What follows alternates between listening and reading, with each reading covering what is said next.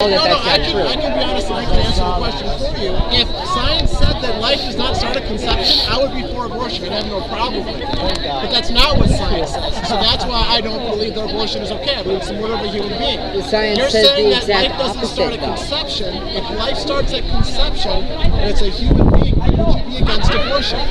If actual science were to say that, I would have an incredibly hard time believing it. Okay, because sex require a finger in the ass. No question.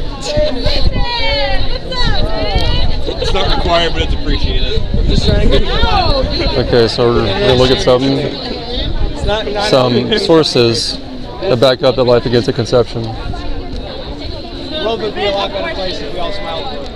These are Christian scientists. These are just completely facts that were done by non-biased scientists about when life starts. And you can look at any textbook, even a quick little Google search will tell you when life starts. someone want to look this up, look up these sources. Go ahead. Actually non-biased. They're the facts, guys. Yeah, go ahead and look them up. I mean, that convinced me right there. 14 days. It has all the sources listed at the bottom of each one. Oh, missionary. That's their. Well, look up the sources, but look them up. You can verify them now. Right. Organizations use sources all the time. That's what a responsible organization would do. They would have sources backing it. That's not a bad thing. Pro-abortion organizations use sources. So how do we know they're right or wrong? We look them up. You can't believe everything I mean, just because it's in a book doesn't mean it's true. Well, then what would you believe and not believe? If it's in a medical textbook, would you believe it? Not necessarily, no. So then what would you believe then? What has authority that you would take seriously? A lot of time and effort, and a lot of different, multiple viewpoints. Okay. You can't look at a single person and say that that's accurate. You can't look. You can't look at the same viewpoint and say that this is true. You have to look at the full spectrum of everybody, and then look at all the facts of what's true, what links together, and then you get opinions from others. You get opinions from your peers. You get opinions from other professionals, and then you're able to put together a concise, realistic thought process to these beliefs, and realize that no, this isn't something that is human yet. It is still part of the mother. It's still tissues and just fleshy bits that has been constructed. And it isn't a being yet. It doesn't have a soul. What led you to that conclusion? A lot of research and a lot of time and a lot of my own thought. I don't agree with a lot of my family members on this topic.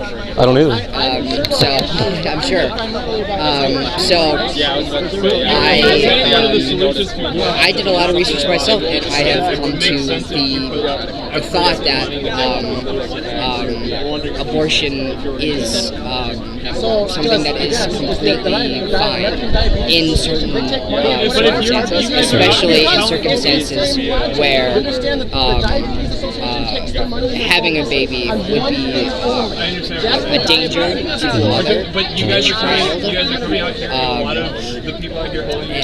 and many other factors, because it isn't a living thing. At what point? I forget the exact point, but there is a point where I do agree that you can't, because everyone agrees, there's a certain point when a baby is developed in the womb where abortion at that point is not, you can't do that, because at that point they can live outside the womb. But at what point? As soon as a baby can live outside the womb, then it is something that cannot be. Why? Up until that point, as long as it can't live outside the womb, it's fine, because it isn't anything that can survive. It's not anything that has a soul. It's not anything that lives. But so how does it go from being a non-living human being to being a living human being? I'm not an exact scientist. You want to be a scientist. There is a lot of research that shows when a baby can survive. I'm not talking about surviving outside the womb. I'm saying that what point does it go from a non-living to living, from a non-person to a person? What point? And that's what I'm saying. As soon as a baby can survive outside of the womb, But why the distinction that they can survive? Because then it is a living being at that point. It has separated itself from the mother in that sense. What about a person on an oxygen tank? If you take them off the oxygen tank, they'll die. And that's different because they can still have maintain brain function and vital. Not for very long, they'll die. They'll die off oxygen. If you took that out, that could not live if you just gave that an oxygen tank. The child would live for at least a short time, so would they not be a human being? They wouldn't live at all. But what if they live for 5 seconds? They wouldn't. Right? Where's your scientific proof of that? I mean, I've heard of children living for a short time. I've heard of abortion doctors, that they give birth to the child, or the child comes out during the abortion. The child's alive. And Kermit Gosnell, he did this to children in his abortion clinic in Pennsylvania. The child would be birthed, would come outside the womb, and he'd stab the child to death. He'd snip their neck. The child was alive, and that was documented that child was alive. It's not alive. Well, they documented it was. Not Christians.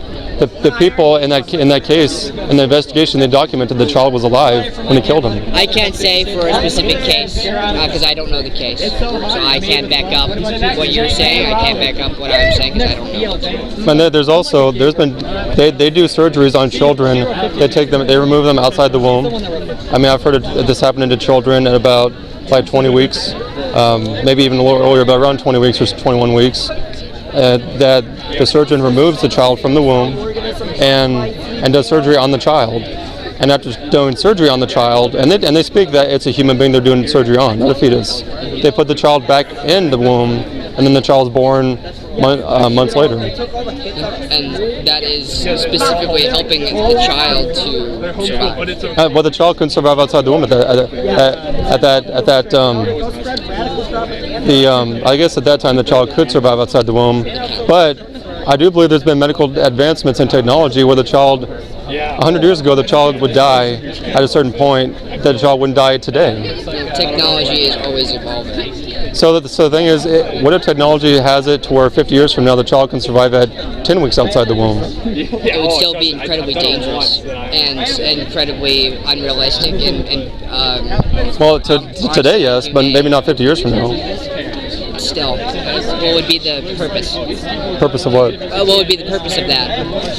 Well, because let's say there's something wrong with the child, so they have to remove the child from the womb of the mother to do surgery on the child. And our technology has advanced to where we can do that on a child who's 10 weeks old, not 20, but 10 weeks old. They can survive outside the womb for a short time while they're doing surgery on the child. Then great. What's your point? My point is that these situations prove that if actually happened, that's a human being in the womb.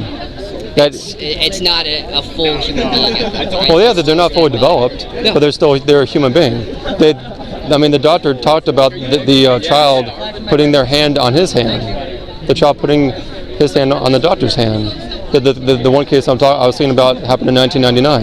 It was actually a very famous case. I think it went around the world about how they did a surgery on a baby who was about 20 weeks old, around there, and the surgeon put the child back in the womb of the mother. So I'm saying that child, needed to be in the woman's body to survive at that time, and his or her mother. So how can we say that child is not alive? The child was grasping the surgeon's hand, his finger. There is a lot of muscle movement, involuntary movement, and neurons firing throughout all of the time through a fetus's conception and growth. That doesn't necessarily mean that they are still a fully developed human that can survive at any length of time without the need of a massive amount of outside. Well, yeah, basically an artificial womb at that point. Well, yeah, you're right. They're not fully developed, and they do need assistance to live. Just like a 1-year-old child, you leave them alone, they're going to die. If their mother leaves them alone, they're going to die. So I mean, all these things, that's the more reason to protect them. is because they can't live outside the womb, and they can't live without nutrition or oxygen. You and I can't. No one out here can. So why should we murder somebody because they can't live outside the womb or they can't live without nutrition or oxygen? Because it's not murdering. They're just still, like I said, they're massive cells and tissues. Not the way you've been talking, though. The way I have. Massive cells. They don't breathe. They don't have fingers. They don't have toes. They don't have legs and arms. They don't have a beating heart. There is tissues that develop in the form of a child. It is not a child until it is ready to be released into the world, out of the womb. And well, what about at the point of viability, though? They're not outside the womb yet. They're not outside the womb, like they haven't been born. If, like, at the point of viability, that's not birth. The child's able to come out and survive on his own. But even in that, the child would just die without the assistance of anybody. They would die. Abortion is not. It depends on the point, but is not murder, because it is just getting rid of the possibility of a living human, a living being with a soul. At this point, there isn't anything that is viable as a living human. Well, again, there are people that would not be viable in certain situations. That doesn't mean we kill them. Viability does not determine whether you're a human being or not. Being able to breathe or not doesn't determine whether you're a human being. I could hold my breath for a couple of minutes. That doesn't mean I'm not a human being because I'm not breathing. These are all things that people. It's a pretty gross oversimplification. Well, I'm just saying that I hear these things like the preborn child or the fetus cannot do this or that. Well, those are things that the child, when he or she's born, they can't do certain things. They're not fully developed. A 1-year-old child doesn't have the full development that a 10-year-old child has or a 20-year-old person has. That doesn't mean we murder them. We take their life. That doesn't mean they're not human beings. It's a point of consciousness and a point of. There are people outside the womb who are unconscious of what's going on around them. I know that. We don't murder them. I have a family member who is like that. Yeah, it doesn't. We don't. There was a certain point where he did have consciousness. When he was born, he had consciousness. But you're saying he went. If he was aborted before he was birthed, then he would have had no knowledge of it, because he physically wasn't a human at that point. He was still just developing the basic tissues, the basic brain patterns, the basic movements of muscles and vital organs. And he wasn't developing his tissues and his vital organs and just how to manage sustaining life in his later years when he became unresponsive. He was developing that when he was in the womb, and so having that is actually, again, another. Well, you're saying in later years he was unresponsive? You're saying he was unresponsive in later years? He became unresponsive, yeah. So was he not a human being again? No, he was still a human being. Why? Are you saying he's not a human being? No, I'm saying that you're using the same reason to say that the preborn are not human beings. I'm saying it's different. How? Saying How's it different? He was not still developing his just basic matter. And so he was still a human. He still is human. But because you mentioned consciousness and they cannot respond or they're not fully developed. Well, but does that mean they're not human beings? It's not one specific thing. Okay. It is I mentioned a few things that you brought up, and just because they're not fully developed doesn't mean they're not human beings. It just means that they're still developing in the womb. I mean, because we're very tiny when at the moment of conception, and we continue to grow more and more. Doesn't mean we're not human beings. It means we're a developing human being, a full human being developing in the earliest stages of life. And God is He's taken that time to fully form us. To at a certain point we don't have brainwaves, then we get brainwaves. Doesn't mean we're not a human being when we don't have brainwaves, or when we're not fully conscious, or we don't our hands aren't fully formed or our legs aren't fully formed. Like one of the gentlemen over there, his arm isn't fully developed. That doesn't mean he's not a human being. That's correct. But people use that to say that it's not a human being because they're not fully developed, or they're not self-aware, they're not fully conscious, they don't have a heartbeat yet. But no, they're a human being even when they don't have all that. That's coming in time during pregnancy. Doesn't mean they're not a person. Because a lot, like any of that, could happen to any one of us. So something can happen to us today where we wouldn't be aware of anything going on around us. Maybe we're in a car accident and we're not aware. Doesn't mean we're not a person. Just means we had something happen to us. I could lose my arm today myself, or for some reason I could stop breathing. Doesn't mean I'm not a human being. So I mean, all these things that people say, like it's not a human being because of this, if you apply that to a born person, we wouldn't then say that born person is not a human being anymore. But I think that is, again, a misconception, because that person has already has been birthed. Has been what? Has already been birthed. Okay. And gone through all the developmental necessities of childbirth and child development in the womb. So I think comparing the two is like, you can't compare the two because they're two completely separate entities. Well, it's actually, it could be the same person, just one time you're inside the womb, another time you're outside the womb. Same person, just you haven't developed, you're maybe not as fully developed at this point as you are at this point. And I think that is a flawed way of viewing it. Okay. I think, like I've said, if you view it as what biology and science has suggested, is that it is just still tissues, and it lacks the things vital for basic sustenance in life, and the ability to thrive. I myself, when I was born, I had failure to thrive. I needed a lot of assistance. Yes, you can. Just sit on the other side. And you're still a person. And I am still a person. And I get that. But if I had been born any earlier than I would have been without that. And you still would have been a person at that time. At that point, no. I can understand if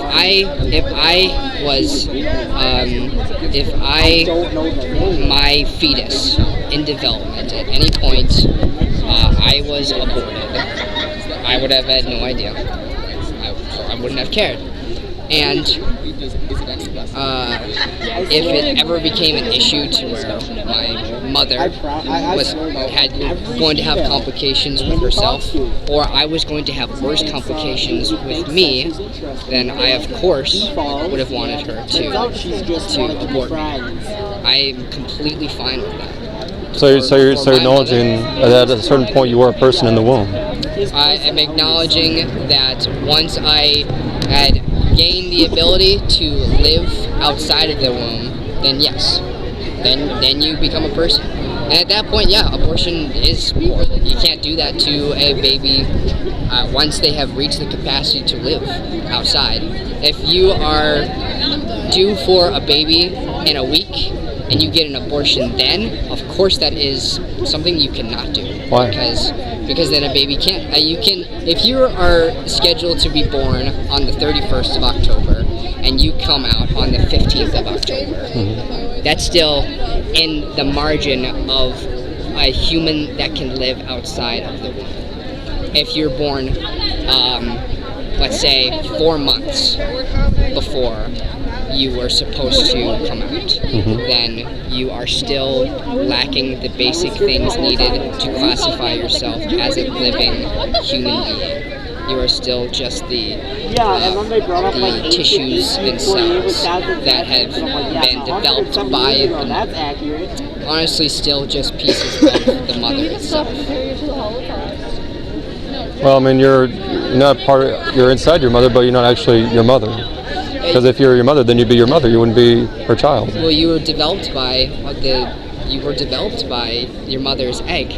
Yeah, the sperm fertilized the egg, So and you became a new, distinct human being. And you're developed within your mother. So all of you is your mother. Well, you're not. I mean, you're inside of her, and you're connected by the umbilical cord That doesn't mean you're actually your mother. You're connected to her, be it the cord, but you are a new, living, a unique human being. You're still connected to the mother. Yeah, and what if so then the umbilical cord is cut and you're still the same person as you were before. But I've yet to see science that states that it's a human being upon viability. I see opinions, but I don't see really any science or facts that back that up. And then, to me, it's never made any sense that because you can live outside the womb, that makes you a human being. I've actually thought, well, that should be more reason to protect the child before viability because they can't live outside the womb. Just like someone who needs nutrition or oxygen outside the womb, we don't say they should die. We should just take a knife to their throat.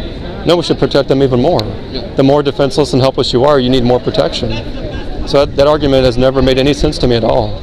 That's been one of probably the least sense that I've seen in the pro-choice argument over the years. The one of viability, that you're a human being when you can live outside the womb. It just never made any sense to me. Wait, which building are you in? It's like, why would you be a human being because you can live outside the womb? Why would I only be a human being if someone were to take my food away from me or water away from me? I'm not a non-person then, because if you're deprived of food or water, and we do that to people in this country, did it to Terry Schiavo in 2005, didn't mean she wasn't a human being, just means that the state of Florida murdered her. And that's where she was murdered in Florida. And a pretty famous case in 2005. Doesn't mean she wasn't a human being. Or anyone who is deprived of food or water, they're still a person. Oh, you were watching this. I still maybe it's just location though. I still think comparing living humans to non-living fetuses is still something you can't compare because they're two separate things. Well, I guess I understand your argument. I appreciate your respectful conversation. Yes, sir. Likewise. No. I mean, I don't appreciate you all trying to cover up a sign. But you don't appreciate free speech. We believe that this is a triggering image to some people. Well, why? I mean, I guess that goes back to what we talked about earlier. If this isn't a person, I don't know why that's triggering. I could bring out a scene from a Hollywood movie and it wouldn't trigger people, I don't think. You could have a picture of just a bunch of human adult guts and eyeballs and other gross things, and it would be just as gross. You could have a dog that's cut up. You could have and people would be outraged over that because people actually a picture of someone getting raped. You could have a picture of anything that could be offensive to anybody. Wouldn't be like this though, because people know it's a human being and they murder their babies. Not all of them, some of them. It's just the same. Yeah, and it can be triggering to any group of people, and not necessarily to people who are pro-choice. Okay. It was my friend the other day. That's a good question. Came here and saw the pictures and then talked to me because they felt sick after seeing them, because they felt so hated and they felt like they weren't safe here at UWM because you guys were here. That's kind of crazy. I mean, we're not dangerous people. We actually we want to protect people, and we do this to protect people, preborn children, and that's not how, and it is upsetting. It's not how it should be upsetting. We see it here. So that's why we're here and supporting a group we believe is more important and more vital and needs more attention. They got plenty of attention nationwide, that's for sure. Blocking out what we believe is a very triggering, possibly damaging to our students here at UWM. Okay. Oh yeah, I can drink. What was your name? My name is Tom. Nicholas. Tom? Yes. Okay. I do appreciate the respectful dialogue because some of the students here don't know. I don't want you to insult any of our students. What's that? I don't want you to insult any of our students. I don't believe I have so far. And that's why I was stopping you. I didn't want you to say anything about them, about how they have any disrespect, because they're allowed to. No, there are students here that are disrespectful. I've seen them. I've heard them. And I believe there's a lot of students that believe you're disrespectful as well. Well, because they hate what we're saying. It's not because I'm not saying that none of us have been disrespectful at all. We make mistakes. I may have been disrespectful at some point, and I would own up to that if it was brought to my attention, and I would apologize for it. But I mean, I know that I've seen some very not everybody, of course, but some who are very disrespectful, screaming their heads off, cursing, and they didn't have a good argument, and they were very immature. They were behaving like a child, but I'm grateful that you're not like that. I got you. So thank you for the respectful dialogue, Tom. Thank you. Thank you.